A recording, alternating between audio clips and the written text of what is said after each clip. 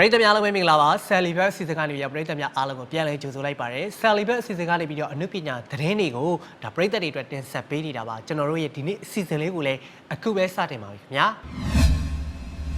ဟုတ်ကဲ့ပါအဲ့တော့ပထမဦးဆုံးပြောပြပေးမယ့်အနုပညာသတင်းလေးကတော့မီရုပ်ရှင်နဲ့ပတ်သက်တဲ့အနုပညာသတင်းလေးပဲဖြစ်ပါတယ်အဲ့တော့မီရုပ်ရှင်ကိုဆိုလို့ရှိရင်တော့ဒါ UK မှာကျင်းပမယ့်ရုပ်ရှင်ပွဲတော်နဲ့စပိန်နိုင်ငံမှာကျင်းပမယ့်ရုပ်ရှင်ပွဲတော်မှာပြသနေတယ်ဆိုတဲ့သတင်းလေးပဲဖြစ်ပါတယ်အဲ့တော့မီရုပ်ရှင်ကို UK မှာကျင်းပမယ့် Cardiff International Film Festival နဲ့စပိန်နိုင်ငံမှာကျင်းပမယ့်ရုပ်ရှင်ပွဲတော်တစ်ခုမှာ official selection အဖြစ်ဒါရွေးချယ်ခံရပါတယ်အဲ့တော့ Cardiff International Film Festival ကိုတော့အော်တိုဘာလ31ရက်နေ့ကနေပြီးတော့နိုဝင်ဘာလ3ရက်နေ့အထိကျင်းပသွားမှာဖြစ်ပြီးတော့စပိန်နိုင်ငံမှာကျင်းပမယ့်ရုပ်ရှင်ပွဲတော်ကတော့အော်တိုဘာလ29ရက်နေ့ကနေပြီးတော့နိုဝင်ဘာလ10ရက်နေ့အထိကျင်းပသွားမှာဖြစ်ပါတယ်အဲ့တော့မီမှာဒါသူနဲ့အတူရုန်းကန်ခဲ့တဲ့ cast and crew အားလုံးကိုအထူးကျေးဇူးတင်စွာနဲ့အခုလိုမျိုးအသိပေးလိုက်ပါတယ်ဆိုပြီးတော့ director နာကြီးကသူ့ရဲ့ Facebook အကောင့်မှာရေးသားဖော်ပြထားပါတယ်အခုပြမယ့် version လေးကတော့ဒါမီကို black and white version လေးနဲ့ပြသသွားမှာဖြစ်ပြီးတော့ကြာမြင့်ချိန်က116မိနစ်ကြာမြင့်တယ်လို့သိရပါတယ်ခင်ဗျာနောက်ထပ်ပြောပြပေးမယ့်အနုပညာသတင်းလေးကတော့ပထမဆုံးကိုရီးယားယဉ်ကျေးမှုမြင့်တင်ရေးဆိုင်ရာဂုဏ်ထူးဆောင်တန်တမန်ဖြစ်လာတဲ့ Kara ဆိုတဲ့သတင်းလေးပဲဖြစ်ပါတယ်အဲ့တော့အောက်တိုဘာလ23ရက်နေ့ကမြန်မာနိုင်ငံဆိုင်ရာတောင်ကိုရီးယားတန်အမတ်ကြီးရဲ့အိမ်တော်မှာပထမဆုံးကိုရီးယားယဉ်ကျေးမှုမြင့်တင်ရေးဂုဏ်ထူးဆောင်တန်တမန်အဖြစ်တရုတ်ဆောင် Kara ကိုခန့်အပ်ခဲ့ပါတယ်ဒီနေ့ဆိုလို့ရှိရင်တော့ဒါမြန်မာကိုရီးယားတန်တမန်ဆက်ဆံရေး45နှစ်ပြည့်တဲ့နှစ်လဲဖြစ်တယ်လို့ရှေ့ဆက်ပြီးတော့ Kara အနေနဲ့မြန်မာကိုရီးယားနိုင်ငံပြည်သူတွေရဲ့ပေါင်းကူတရားကဏ္ဍကနေပြီးတော့ပါဝင်အားဖြည့်သွားမှာဖြစ်ပါတယ်ခင်ဗျာအဲ့တော့တန်တမန်အဖြစ်နဲ့သူပထမဦးဆုံးလှုပ်ဆောင်သွားမှာကတော့နိုဝင်ဘာလမှာကျင်းပမယ့် online taekwondo ပြိုင်ပွဲအတွက်မြန်မာနိုင်ငံသားတွေပို့ပြီးတော့စိတ်ဝင်စားမှုရှိလာအောင်ဒါ promote လုပ်သွားဖို့အစီအစဉ်တွေလည်းရှိပါတယ်ရှေ့ဆက်ပြီးတော့လည်းမြန်မာတောင်ကိုရီးယားယဉ်ကျေးမှုဖလှယ်ရေးနဲ့တောင်ကိုရီးယားယဉ်ကျေးမှုမြင့်တင်လုပ်ငန်းတွေကိုစူးစမ်းအားထုတ်ရမှာဆိုလို့ရှိရင်လည်းမြန်မာယဉ်ကျေးမှုတွေကိုပါတောင်ကိုရီးယားနိုင်ငံသားတွေသိအောင်လှုပ်ဆောင်သွားမှာဖြစ်တယ်လို့ Kara ကသူ့ရဲ့ Facebook စာမျက်နှာမှာရေးသားဖော်ပြထားပါတယ်ခင်ဗျာနောက်ထပ်ပြောပြပြီးမှကတော့ active now ရုပ်သံဇာတ်လမ်းတွေနဲ့ပတ်သက်တဲ့နောက်ထပ်အနုပညာသတင်းလေးပဲဖြစ်ပါတယ်အဲ့တော့အော်တိုဘာလ31ရက်နေ့မှာတရုတ်ဆောင်တအူးကိုထပ်ပြီးတော့မိတ်ဆက်အောင်ပါ active now ဆိုတာကတော့လာလာကြီးကနေစီစဉ်ပြီးတော့ director ညိုမင်းလွင်ရိုက်ကူးမဲ့ဒါရုပ်သံဇာတ်လမ်းတွေတစ်ခုဖြစ်ပါတယ်တချို့သောတရုတ်ဆောင်တွေနဲ့လည်းဒါမိတ်ဆက်ပေးထားကြောင်းကိုကျွန်တော်တို့အရင်ဘက်ကပြောပြပေးခဲ့ပါတယ်ဒီတစ်ပတ်မှာလည်းနောက်ထပ်ပြီးတော့ဒါတရုတ်ဆောင်အစ်စ်တွေထပ်ပြီးတော့မိတ်ဆက်ထားပါတယ်သူတို့ကတော့ဂါးအဖြစ်အောင်ဖုံးထော်ရဲရဲနီအဖြစ်စင်တီယာအင်္ဂါနွေအဖြစ်ဘန်းတော်တာမင်းရံအဖြစ်နေတော်တို့ကိုထပ်ပြီးတော့မိတ်ဆက်ထားသလိုအော်တိုဘာလ31ရက်နေ့မှာဆိုလို့ရှိရင်လည်းတရုတ်ဆောင်တအူးကိုထပ်ပြီးတော့မိတ်ဆက်သွားမှာဖြစ်ပါတယ်အဲ့တော့အဲ့ဒီတရုတ်ဆောင်ကဘာတူလဲဆိုတာကိုတော့ဒါ active now page မှာဒါ live လွှင့်ပြီးတော့မိတ်ဆက်သွားမှာဖြစ်ပါတယ်အဲ့တော့ active now page ကနေပြီးတော့အခုနပြောတဲ့နောက်ထပ်တရုတ်ဆောင်တယောက်ကိုမိတ်ဆက်သွားမယ့်အစီအစဉ်လေးကိုပါဝင်ခြင်းနဲ့ဆိုလို့ရှိရင်တော့active now page မှာဒါ join လုပ်ရတယ်ဆိုတဲ့အကြောင်းကိုကျွန်တော်တို့ celibate အဖွဲ့သားတွေကနေပြီးတော့အခုလိုမျိုးသတင်းပေးတင်ဆက်လိုက်ပါတယ်ခင်ဗျာနောက်ထပ်ပြောပြပေးမယ့်အနုပညာသတင်းလေးကတော့အနုပညာရှင်တွေရဲ့ပကြီးကားတွေနဲ့ကိုဗစ်ကာလအလူဆိုတဲ့အနုပညာသတင်းလေးပါအဲ့တော့ဒီအလူကဏ္ဍမှာဆိုလို့ရှိရင်တော့အနုပညာရှင်16ဦးစီကနေပြီးတော့သူတို့ကိုယ်တိုင်ရေးဆွဲထားတဲ့ရေးချယ်ထားတဲ့ပကြီးကားတွေကိုကျန်းကင်းစေးတတ်မှတ်ပြီးတော့အခုခံစားနေရတဲ့ကိုဗစ်လူနာတွေကိုလှူဒန်းသွားမယ့်အလှူပွဲလေးပဲဖြစ်ပါတယ်အဲ့တော့အဲ့ဒီအနုပညာရှင်16ဦးထဲမှာဆိုလို့ရှိရင်တော့လေးစားရတဲ့ဝါရင်ပကြီးဆရာကြီးတွေရုပ်ရှင်ဂီတအနုပညာရှင်ကြီးတွေလူငယ်အနုပညာရှင်တွေပါဝင်ပါတယ်အဲ့ဒီအနုပညာရှင်တွေကဆိုလို့ရှိရင်တော့ပကြီးဆရာကြီးဒါရိုက်တာဦးဝင်းဖေဒါရိုက်တာကိုပေါက်အကယ်ဒမီအင်ဒရာကျော်စဲပိုင်တကောဒါရိုက်တာပကြီးစိုးမိုးတေးရီမြင့်မိုးအောင်ဒေးသန်ရှင်ကြားပေါက်ဒေးသန်ရှင်ဂျီလက်ဒေးသန်ရှင်ဇော်ဝင်းထွတ်တေးအေးတေးဆိုပကြီးဆရာနေမျိုးစေးတေးအေးတေးဆိုနေဒီလင်းဝနကိုလေးအစီအစဉ်တင်ဆက်သူကိုစန်းထွတ်ဒါရိုက်တာအကယ်ဒမီမောင်မျိုးမင်းဒါရိုက်တာကိုအောင်မင်းသိန်းအချစ်တီလေးပြေတေးအေးတေးဆိုအယိုးအကယ်ဒမီပြည်တီဦးနဲ့အင်ဒရာကျော်စင်တို့ရဲ့သမီးလေးပြေတုဒရာတို့ပါဝင်မှာဖြစ်ပါတယ်အဲ့တော့ခုနပြောပြသွားတဲ့အနုပညာရှင်16ဦးရဲ့ဒါလက်ရပကြီးကားတွေကိုကျန်းကင်းစေးတတ်မှတ်ပြီးတော့ဒါရောင်းချပြီးတော့မှအခုခံစားနေရတဲ့ကိုဗစ်လူနာတွေကိုပြန်ပြီးတော့လှူဒန်းသွားမှာပဲဖြစ်ပါတယ်အဲ့တော့စိတ်ပါဝင်စားတဲ့သူတွေကတော့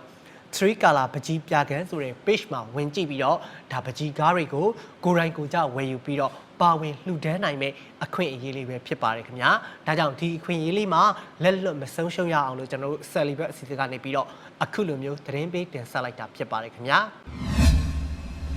နောက်ထပ်ပြောပြပေးမယ့်အနုပညာသတင်းလေးကတော့ November 3 ရက်နေ့မှာကြည့်ရှုရမယ့် Chum Up to Box Music Show အကြောင်းပဲဖြစ်ပါတယ်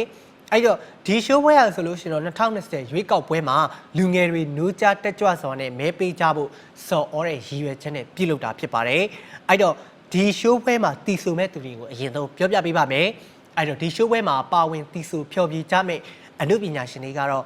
RT Bunny Pugh Eternal Ghost J-Fire Miss Sunny ပန်းရောင်ကျဲအုပ်စုခန့်မေလာတန်စင်တီစင်ဒဇင်သီရိခနဲ့ဥက္ကာဥတာစတဲ့နာမည်ကြီးအဆိုတော်တွေရဲ့အမိုက်စားဖျော်ဖြေမှုတွေပြီးတော့ Chum Up to Box ဂီတဖျော်ဖြေပွဲမှာဂီတဖန်တီးမှုပြိုင်ပွဲမှာအနိုင်ရရှိသူတွေက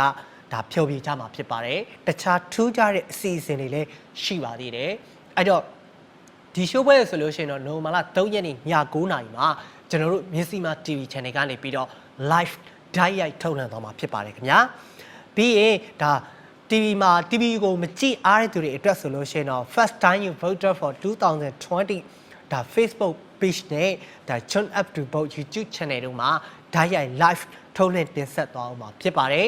အဲ့တော့အခုလိုမျိုးနိုဝင်ဘာလ3ရက်နေ့မှာကျင်းပမယ့်ဒီဂီတဖျော်ဖြေပွဲကိုလက်လွတ်သွားခြင်းမရှိရအောင်ကျွန်တော်တို့ Celebrate အစီအစဉ်ကနေပြီးတော့အခုလိုမျိုးသတင်းပေးတင်ဆက်လိုက်ပါတယ်အဲ့တော့နိုဝင်ဘာလ3ရက်နေ့မြစီမာ TV မှာည9:00 နာရီအချိန်အခုနပြောတဲ့ show ပွဲကြီးကိုအတူတူကြည့်ရှုကြပါမယ်ခင်ဗျာဒီတစ်ခါမှာတော့ကျွန်တော်တို့ Celebrate စီစဉ်ကနေပြီးတော့တင်ဆက်ပေးနေကြဖြစ်တဲ့တပတ်အတွင်းထွက်ရှိထားတဲ့သချင်းအသစ်တွေ music video တွေအကြောင်းကိုတင်ဆက်ပေးမှာပါအဲ့တော့ပထမဦးဆုံးပြောပြပေးခြင်းတဲ့ဒါသချင်း album တွေရှိပါတယ်အဲ့တော့ပထမဦးဆုံးပြောပြပေးမယ့်သချင်း album ကတော့ဒါကြားပေါက်ရဲ့ cinematic ဆိုတဲ့ album မှာအော်တိုဘာလ25ရက်နေ့ကထွက်ရှိထားပါတယ်မြန်မာသချင်း၄ပုဒ်နဲ့အင်္ဂလိပ်သချင်း၄ပုဒ်ပါဝင်ပါတယ်အဲ့တော့စုစုပေါင်းသချင်း၈ပုဒ်ကို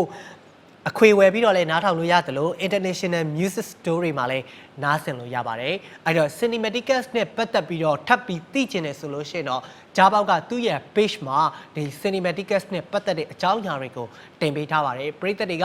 သွားပြီးတော့ကြည့်ရှုခံစားလို့ရပါတယ်ခင်ဗျာနောက်ထပ်ထွက်ရှိထားတဲ့ဒီသချင်း album ကတော့တတရဲ့ personality ဆိုတဲ့ဒီသချင်း album ပဲဖြစ်ပါတယ်အောက်တိုဘာလ23ရက်နေ့ကထွက်ရှိထားပါတယ်သချင်းစုစုပေါင်းက17ပုဒ်ပါဝင်ပါတယ်အဲ့တော့သူကတော့အခွေတော့မထွက်သေးဘူးအဲ့တော့ juice မှာသွားရောက်နားဆင်လို့ရတယ်တချင်း17ပုဒ်ကဆိုလို့ရှိရင်တော့ chill ငယ်ကြည့်အလန်းဝေးတဲ့ဘန်ကလေးအစာအိတ်ခလေးလေးအိတ်ချိန်မြေခွေး personality ရိုးရိုးသားသားပျော်ပျော်လေးနေအလုံးမရှိပြောင်းပြန်နားထောင်အဲ့ဒီသချင်းတွေပဲဖြစ်ပါတယ်အဲ့တော့ဒီသချင်းတွေကိုခုနပြောတဲ့ဘလို့အရသာလေးတွေခံစားရမလဲဆိုတာကိုသိကျင်နေဆိုလို့ရှိရင်လည်းတတရဲ့ page မှာလည်းတွားရောက်ကြည့်ရှုခံစားလို့ရတယ်လို့ဒါ Josh မှာလည်းတွားရောက်နားဆင်လို့ရပါတယ်ခင်ဗျာနောက်ထပ်ပြောပြပေးမှာကတော့ဒီတစ်ပတ်တွဲမှာထွက်ရှိထားတဲ့ music video တွေအကြောင်းမှာပထမအဦးဆုံးပြောပြပေးမယ့် music video လေးကတော့အချစ်နဲ့အောင်မြင်ခြင်းဆိုတဲ့ music video ဖြစ်ပါတယ်ဒီသချင်းကိုတော့ချမ်းချမ်းကဆိုထားပြီးတော့တေးရီငိမ့်ချမ်းကိုကရေးဖွဲ့ထားတာပါဒီထဲမှာတော့ငိမ့်တော်နဲ့ရိုးမီမီကျော်တို့ကပါဝင်သရုပ်ဆောင်ထားပါတယ်အဲ့တော့အခက်အခဲတွေကိုချစ်တဲ့သူနဲ့အတူတူကြော်ဖြတ်နိုင်ပေမဲ့အောင်မြင်မှုတွေရလာတဲ့အခါမှာဒီအချစ်နဲ့အောင်မြင်ခြင်းကထပ်တူကြသလားဆိုတဲ့အဓိပ္ပာယ်နဲ့ဒါတီးဆိုထားတဲ့ချမ်းချမ်းရဲ့အချစ်နဲ့အောင်မြင်ခြင်းဆိုတဲ့ဒါ music video ကိုလည်းချမ်းချမ်းရဲ့ page မှာတွားရောက်ကြည့်ရှုခံစားလို့ရတယ်လို့ V7 Entertainment ရဲ့ page မှာလည်းတွားရောက်ကြည့်ရှုခံစားလို့ရပါတယ်ခင်ဗျာ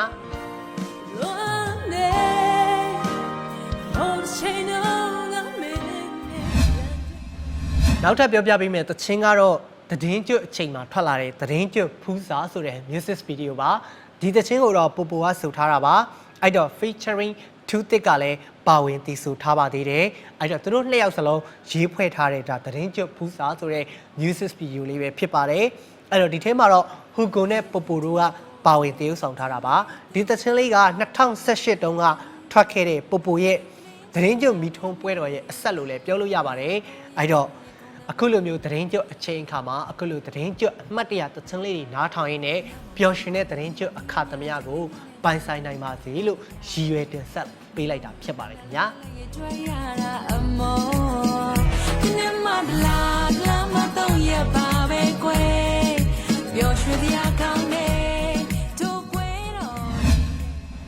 ဟုတ်ကဲ့ပါဒီနေ့မှာဆိုလို့ရှိရင်တော့ဒါတပတ်အတွင်းရရှိထားတဲ့အမှုပညာသတင်းတွေပြီးတော့တပတ်အတွင်းထွက်ရှိထားတဲ့သချင်းအသစ်တွေအကြောင်းကိုပရိသတ်တွေကိုတင်ဆက်ပေးခဲ့တာပါနောက်တစ်ပတ်မှာပြန်လည်ဆုံတွေ့ပါမယ်ခင်ဗျာပရိသတ်များအားလုံးပဲဒါသတင်းကျွတ်အခါသမယကိုပျော်ရွှင်ကြည်နူးစွာနဲ့ဖြတ်သန်းနိုင်ပါစေယောဂဗျာအားလုံးမှကင်းဝေးကြပါစေလို့ကျွန်တော်တို့ Celebrate အဖွဲ့သားတွေကပရိသတ်တွေအတွက်ဆုမွန်ကောင်းတောင်းပေးလိုက်ပါတယ်ခင်ဗျာ